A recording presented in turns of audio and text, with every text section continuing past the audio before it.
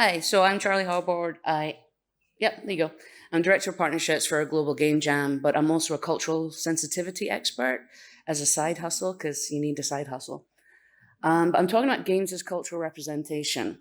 And I'm going to preface this. Hold on. Right. I'm going to preface this by, because I'm talking about different cultures, and obviously I do not want to offend anyone. So all of the examples I'm using are about my culture. So I'm Scottish, and it's on autoplay. I don't know if there's any other Scottish people here, probably not. So I'll be talking about my own culture so I don't offend anyone. That's the hope. So I grew up here. This is the northeast of Scotland. It is a farming community. There's one house, there's some hay, there's a hell of a lot of sheep. That's about it. This was our neighbour. This is a Highland coo. So very rural, very backwater. Only 150 people in my village. We all knew each other. There was no mobile phones and no internet. That's how old I am. So this was our entertainment. You can actually ride a Highland cow. They don't jump very well, but you can. So I moved from there to here. This is Fuzhou, China. So I lived in China for 8 years. So 20 years ago, this is when I started my career in game industry as a localization expert. You can see it's quite different from where I come from. So for 8 years, I lived in this community, lived in a different culture, was the only Scottish person in a small city in China. So the only Scot in about 13 million people. That detachment from my own culture was really intense. It takes when you've got no one who understands the words you're saying, you miss your favorite foods, your favorite drinks. It's a big thing. There's still a bit of like ancient China left in Fuzhou. This is where all the game designers used to go to create games that were based around traditional Chinese culture. So I assimilated to that culture, not realizing how important my own culture was, apart from after 8 years, that sense of detachment, which is why my accent isn't as strong as it used to be, because I ended up with a Chinese accent. But so, from China, via Italy, back home to Scotland and Dundee. So this is where I grew up. This is where I moved to. And then this is where, so I essentially went around the world to work an hour and a half away from where I lived, and I was born. So the 3 questions we're going to ask here. What are the benefits of positive cultural representation within games? What are the issues with not researching or consulting different cultures when making games about them? And the big question, why should we bother? Like, does it actually matter? Can we not just make games about everyone and anyone and be so inclusive that we don't need to ask any questions? So, what does cultural representation mean? This is a tricky question. It's a fuzzy subset of a set of mental and public representations of a given social group. Social anthropologists cannot agree on a definition. So cultural representation essentially means what it means to you. So you can have your own spin on it. But for the point that I'm taking, cultural representation is authentically and with sovereign intent to represent a culture or a religion or a subset of sexuality or sexual identity within a game or any kind of media. So here's the first question. What are the benefits of positive cultural representation in games? There's quite a few. And so we're going to look at the first one. I had a very interesting conversation with someone yesterday, and this is why this is in here. And this is where I'm going to talk about my culture. No one else can get offended because I'm already offended enough. So stereotypes, are they harmful or are they useful? So these are some lovely Scottish stereotypes. Englishman with a shitty wig on. I'm sick of Scottish stereotypes. As soon as someone buys me another whiskey, I'm going to pick a fight. Scrooge McDuck. Groundskeeper Willie. Champion of my people. These are the stereotypes. So we are humorless. We have no sense of humor. We hate other nations. We are alcoholic. We are violent. Some of these things, we have a strong accent and we say och and we. We don't say och, we say ach. We do say we. We means little. Costume, kilt, tartan, tam o'shanter. So tam o'shanter is that thing on his head. We do not wear these. The kilt, this is too short. This is a mini skirt. It's not a costume. It's my country's heritage. So my son is away to graduate from university, oh God, in like 2 weeks' time. He's just gone for his kilt fitting. It takes 2 hours to fit a kilt. You've got to get the right tartan. You've got to get the right length. This is very, very important to my culture, my heritage. We're happy for other people to wear kilts. Just don't wear a kilt you bought off Wish. So, locations, highlands, cold, vast, open spaces. This is true. It's not always cold in Scotland. It's not always raining. We have 2 days of summer. I'm already too hot in this room. Props, we have bagpipes, haggis, whiskey. Yes, we do play bagpipes. Yes, we do eat haggis. And yes, we do drink whiskey. So the way we look, we all have ginger hair and freckles, obviously. And this is the thing that actually really upsets me. We are lower class, we are farmers, we are idiots. So because we have our own language, so Scotland has 3 different languages that are got hair on me. Officially recognised as languages. We've got Scots Gaelic, Scots, and Doric. Because we speak these does not mean we can't speak English. It means that we have our own language so that we can speak about other people without them knowing. So these are some of the stereotypes. Yes, you can buy this on Amazon for your fun Halloween costume. The question I would ask you, if this was a man or a woman in a sari, would that be acceptable? Or dressed as a Native American? No, because that's cultural appropriation. But if it's Scottish, then it's okay. So these are the stereotypes about my culture. These are the lazy tropes that we see in every game, every media. Generally, the drunk, fighting, unintelligible Scot, almost always played by an Englishman doing a very bad Scottish accent. So what are we really like? What are Scottish people really like? So our positive, true stereotypes. We're generous. The rumour is that we don't like to spend money and we're very miserly. Hence Scrooge McDuck. We're helpful, or at least we try to be. We're self-effacing. A Scottish person generally does not take a compliment. We generally don't. You would be quite hard pushed to have someone say, I'm the best at this. Oh, I'm the best at this. No, we don't do that. We're like, yeah, I'm all right. So dry, gallows sense of humour. We are very dry. Our humour, it's called gallows humour. Like when you're away to be hung, you're making jokes. At least I don't have to pay for beer tomorrow, that kind of thing. So we're musical. Celts, so Irish, Scottish, generally there's a lot of music going on. We are very sarcastic. This is the 4th national language of Scotland, sarcasm. And it's just in our DNA. This is, you will see us wearing kilts. There you go, kilts, kilt. Tartan trews, tartan trousers. There's a big punk scene in Scotland. But you'll notice none of these people are wearing tam o'shanters, nor are they wearing any of the other stuff. And the kilts are a proper length. Here's a bit about our humour. So this is the Duke of Wellington. Very famous statue in Glasgow. People of Glasgow are very particular.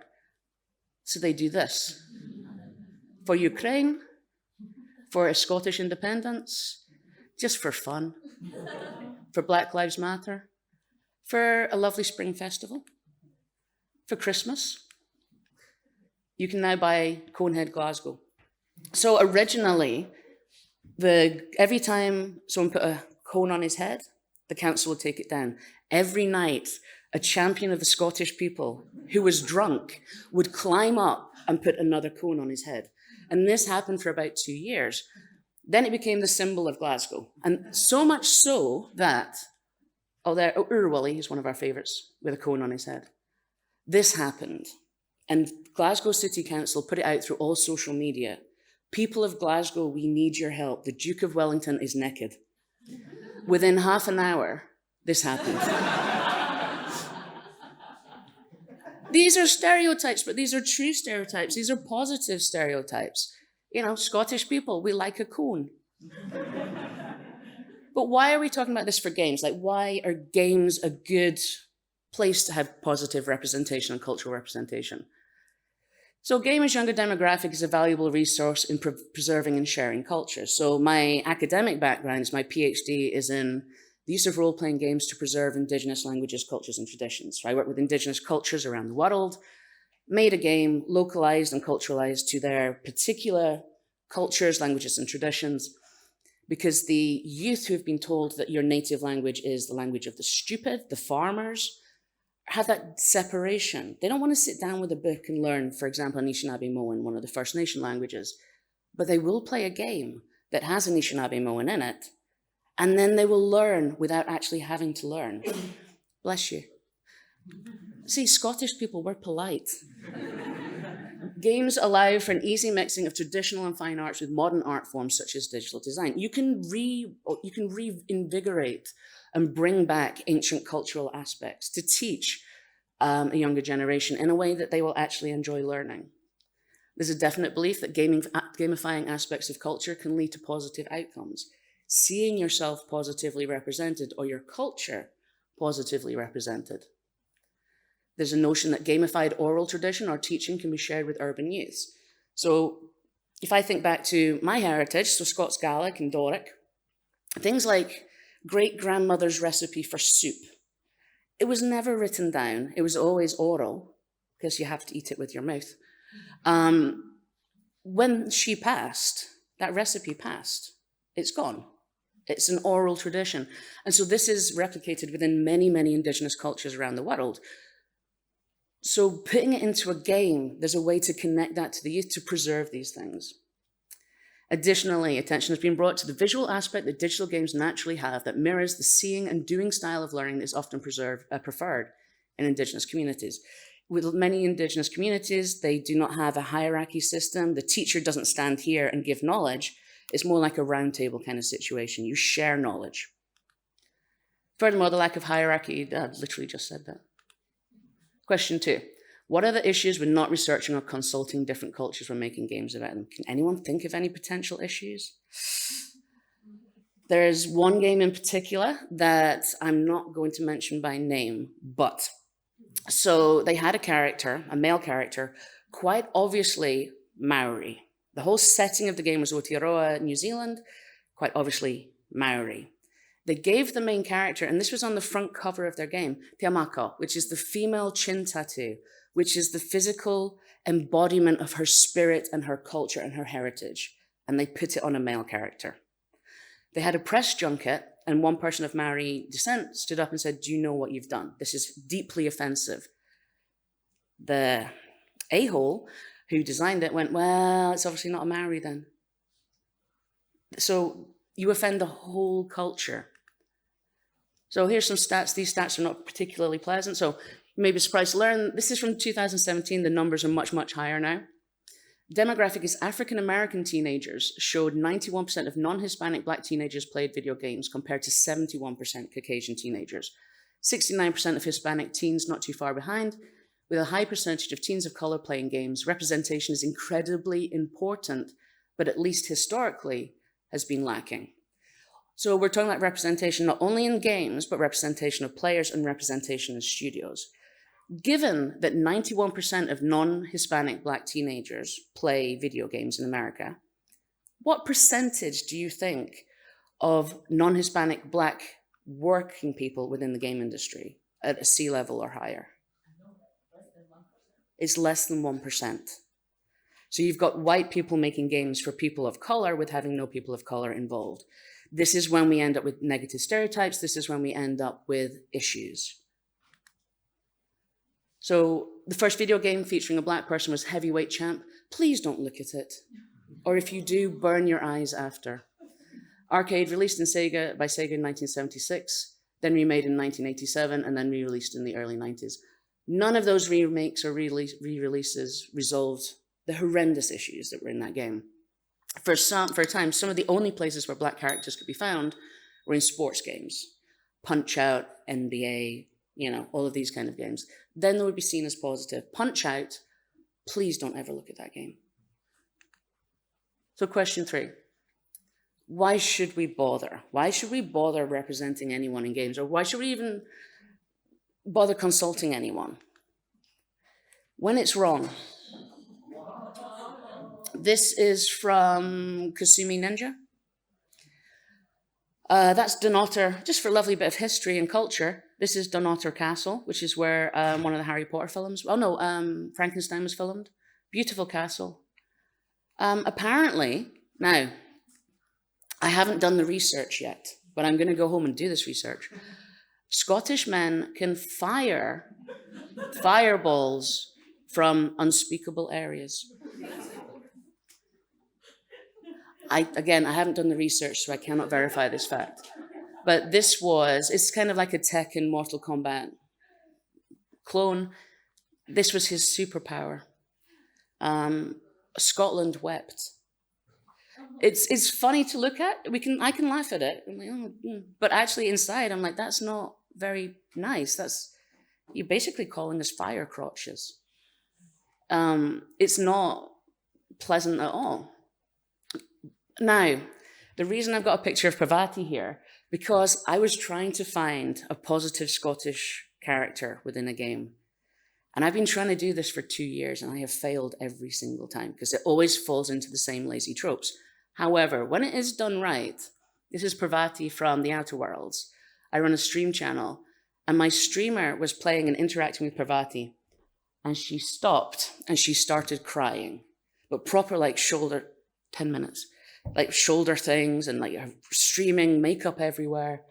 But she was happy. These were tears of happiness, and she was crying for 20 minutes solid because Parvati has her sexuality, her neurodivergency, and her skin color.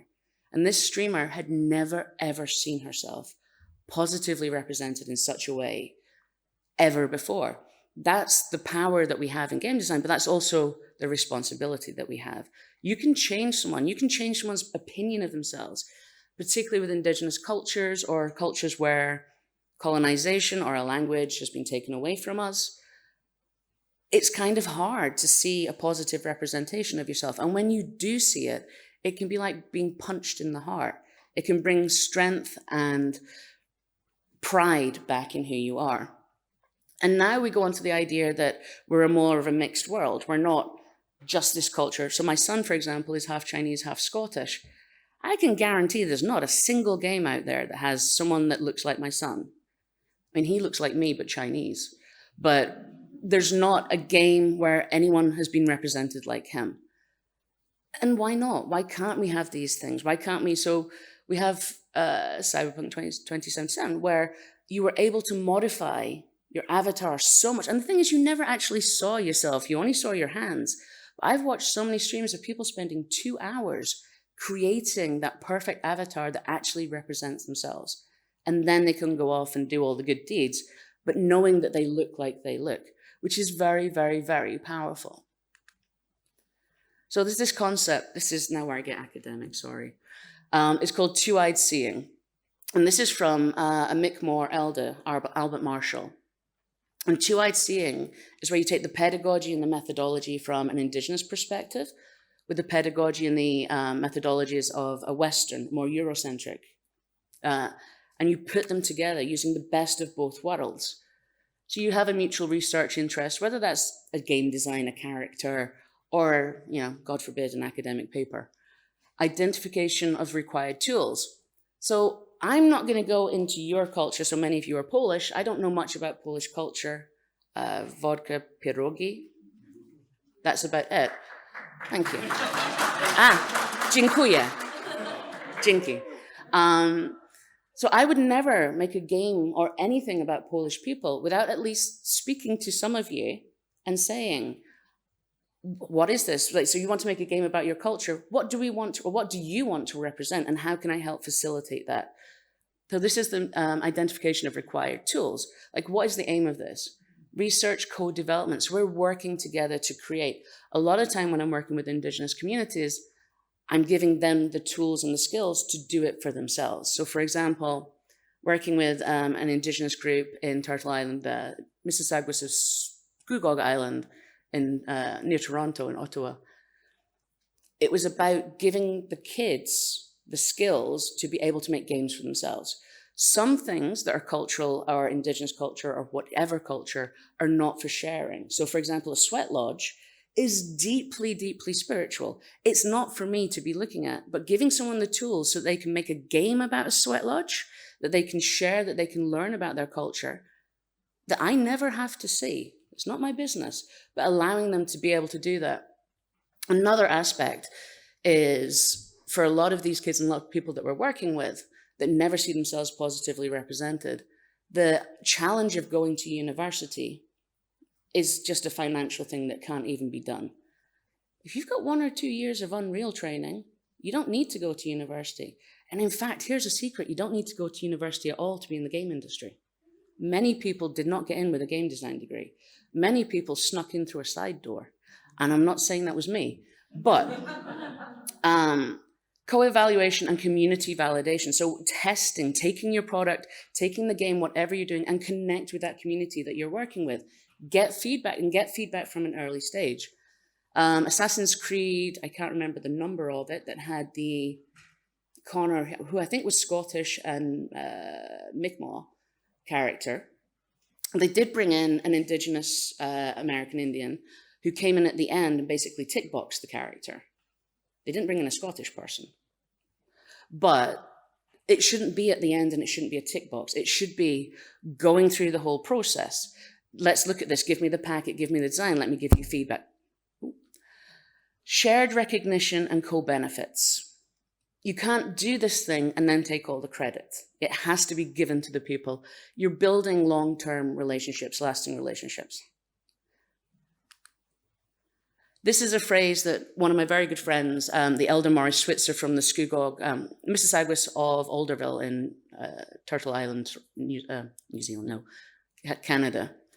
Nothing about us without us. And this is something, it's like at some point I'll get it tattooed. I won't tell you where. But next time you see me, find the tattoo. It will be, so it's an ethos that I've carried through my life after this. Don't make a game about my culture and not have people from my culture involved. And then I promise not to do that about your culture. So this is a video that I'm not going to play now, but if you want a chance to look at the history of Black video game characters, is moving and powerful, and I highly recommend that you watch this. Now, I did say, and this is, it's all NDA, so no one can talk about shit, but there is a game coming out with an amazing Scottish character, and it's a AAA game, and it's going to be awesome because I'm the cultural consultant on it. And so I've seen big and I'm also working with a smaller mobile game studio in Sweden, but I've seen when it doesn't cost them a lot of money because I'm quite cheap. They can send me the packets, the cultural aspects, I give feedback, and you can see those changes implemented. So particularly with this AAA game, they had shown me sort of the original character, and he was a trope. He was like the Tam O'Shanter, the ginger hair, not the fire crotch, but everything else. And so I just said, no, this is not acceptable. This is just utter shite. So they then took on my feedback and showed me the character a few months later, and they'd listened to me. That built a trust within me. So they were looking for a two-spirit, transgender, male to female from First Nations Canada. And I have a friend who is in that space. So because I trust the company and I know that they are doing right and they're listening to feedback, my friend is now working for them as well. And it didn't take a lot. It just took building that trust, building that relationship, and being able to listen to people. And one of the questions people ask is like, yeah, but how do you ask people these questions? I don't want to be rude. If you say it in a rude manner, then you'll be rude. But if you're asking a question with an open heart and full transparency, like, I'm really sorry, I'm designing a character, it's based around your culture, but I don't understand this, or is this offensive, is it not offensive? People will talk to you. You will get the answers you're looking for. One of the best ways to do this is to go to a school from that community. And you have to do quid pro quo. So you offer a game design lesson, or you offer a lesson just you talking about something you've worked on or your career or anything like that. And you'll get the feedback from that culture that is positive, authentic, and sovereign. Et voila. Today, characters of color are no Oh, longer limited to sports. yeah. Legacy still persists. Watch that. Very, very, very good. Does anyone have Stereotypes, any from questions? Barrett Wallace to Coltrane. Yes. Hi. I just wanted to ask, like, technically in company, you cannot have a person of each culture. And for example, if you're creating a world which has different, like modern world, which has different cultural people, like let's say Korean, Chinese, have Japanese, and so on, so on, so on. Is there a platform that you can contact a cultural expert who could actually like That's my side hustle. Yeah. Do you, like, because I didn't understand, do you actually just consult on, let's say, just Scottish stuff, No. or the entire palette of? So I consult on the game that I'm working on, the mobile game from Sweden. I'm the cultural sensitivity expert. So a good example, they have a world, it's all NDA, so I'm just talking like, no, none of this is real. But they had and everyone please remember to wipe your memory afterwards. They had one where they were putting an igloo into the world. And they're saying like, is this offensive? We don't know if it's cultural appropriation, but because of my field of work, my field of research, I have connections in many different communities. So I then went to that community and said, so is an igloo offensive? Okay. And they're like, no. Okay. And it was that. So it's literally just asking that question. It is impossible to have someone from every culture, but to have one person who can do that legwork for you, or go on the internet, find that community and just ask a question. Don't go to councils. Don't offer money to councils, like tribal councils, because the money never trickles down properly. But you can go to schools, community groups, and you'll get the answers. And for the most part, people are very thankful to be asked. Like if someone said to me, oh, like, what is the point of men in skirts? What's that about? I would be offended. But if someone came to me and said, but can you explain a kilt to me? I'd be more than happy to. And so it's just that reaching out. We're generally very happy to talk to people and have people learn authentically about our cultures, but not as a tick box at the end, but at the beginning and throughout. Yeah. Thank you very much. You're welcome. Oh, no. Oh, that's not even a microphone. Time's up. But I'll be out there if you want to ask questions.